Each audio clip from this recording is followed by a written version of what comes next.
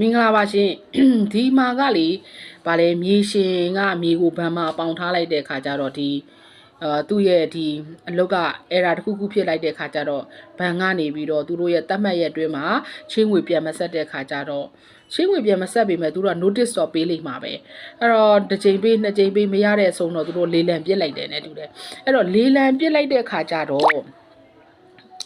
ဒီမြေကိုလေးလံပြစ်တာမြေကိုပဲလေလံပြစ်လို့ရမယ်လို့ထင်တယ်ဆိုတော့ဒီမြေပိုင်ရှင်ကဒီအခန်းတွေကသူ့မြေပေါ်မှာစောက်ထားတာ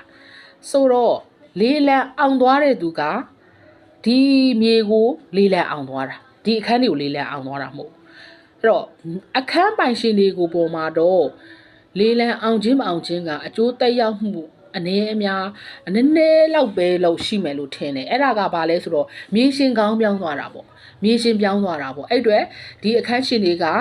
အဲ့ဒီအခုနောက်ထပ်လေးလံအောင်သွားတဲ့မြေရှင်နဲ့မလုပ်လို့ရမှာလဲဆိုတော့စာချုပ်အသစ်ချုပ်တာမျိုးနောက်ကသူတို့ရဲ့စီကန်းတွေပေါ့နော်ပြောင်းမှာပေါ့ဥပမာဆိုကြပါစို့ဒီမြေရှင်မှာသူတို့ပေးရတာကမြေငှားကတလောက်ဘလောက်ရေဘိုးကဘလောက်ဆိုရင်ဒီနောက်ထပ်လာတဲ့ဒီလေးလံအောင်သွားတဲ့မြေရှင်ကကြတော့တစ်မျိုးဖြစ်မှာပေါ့နော်အဲ့တော့ဘန်ကလည်းပဲသူသိနေတာကဒီမြေပေါ်မှာစောက်ထားတဲ့ဒီအခန်းတွေအကုန်လုံးရဲ့သူသိနေတယ်ဒါကိုသူတို့ပေါင်ထားတယ်ဆိုတာတော့သိတယ်ဒါကြောင့်တော့ဒီအခန်းပိုင်ရှင်တွေထိခိုက်နစ်နာမဲ့အကျိုးပေါ့နော်သူတို့ရဲ့နေထိုင်ခွင့်ဆုံးရှုံးမှုလောက်တော့မရှိလောက်ဘူးလို့ထင်တယ်ဆိုတော့အခန်းရှင်တွေစုပြီးတော့တဲ့ရှင်းနေနဲ့ကွန့်ကွက်ထားတယ်ဆိုတာကန့်ကွက်တယ်ဆိုတာဘယ်သူ့ကိုကန့်ကွက်တာလဲဘန်ကတော့ဘန်ကိုတော့ကန့်ကွက်လို့ရလောက်မယ်မထင်ဘူးဘန်ကတော့ကန့်ကွက်လို့မရဘူးကန့်ကွက်မယ်ဆိုရင်တော့မြေရှင်ကိုပေါ့မြေရှင်ဘာလို့ဒီလိုမျိုးတွေလောက်တာလဲတခုခုများပြောင်းလဲခဲ့မယ်ဆိုရင်မြေရှင်အစ်စ်ပြောင်းသွားမယ်ဆိုလို့ရှိရင်ကန့်ကွက်တဲ့အထဲမှာရှင်းနေနဲ့ကန့်ကွက်မယ်ဆိုရင်တော့မှအဲ့ဒီရှင်းတွေကဒီလိုချက်တွေထည့်လိုက်မယ်ထင်ပါတယ်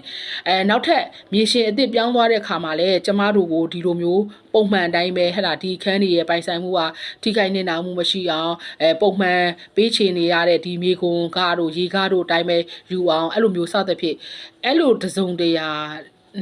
ပြောဆိုလို့ပဲရလိမ့်မယ်ထင်တယ်ကျမစိတ်တင်တော့လေဆိုတော့သူကဟိုဘန်မှာအပေါင်ထားလိုက်တယ်ရှုံးသွားတဲ့အတွက်ဘန်ကလေးလံပြစ်တယ်အဲ့တော့လေးလံပြစ်လိုက်တဲ့ဘန်ကလည်းတစ်ခါလေကြလို့ရှိရင်အဲ့ဒီဘန်ကလေးပဲဟိုပြန်ပြီးတော့လေးလံမအောင်တဲ့ခါကျတော့ဘန်ပိုင်သွားတာဥပမာဆိုပါကြော AYA ကပိုင်ထားတဲ့တိုက်ကြီးပေါ့အဲ့ဒီတိုက်မှာအခွန်ပေးရမယ်ဘာညာဆိုမြေရှင်က AYA ဖြစ်သွားမှာပေါ့အဲ့လိုမျိုးဖြစ်မယ်ဆိုတော့အခန်းပိုင်ရှင်တွေပေါ်မှာတော့အကျိုးသက်ရောက်မှုအနေအများပေါ့နော်ဟိုပိုင်ဆိုင်မှုတွေတော့မထိခိုက်နိုင်တော့ပါဘူးကျမစိတ်ထင်တော့လေစိတ်ဝင်စားစရာကောင်းတယ်နော်ကျမသိတဲ့လောက်လေးပြန်ပြီးတော့ reply ပြန်ပေးလိုက်တာပါရှင်ကျေးဇူးပါ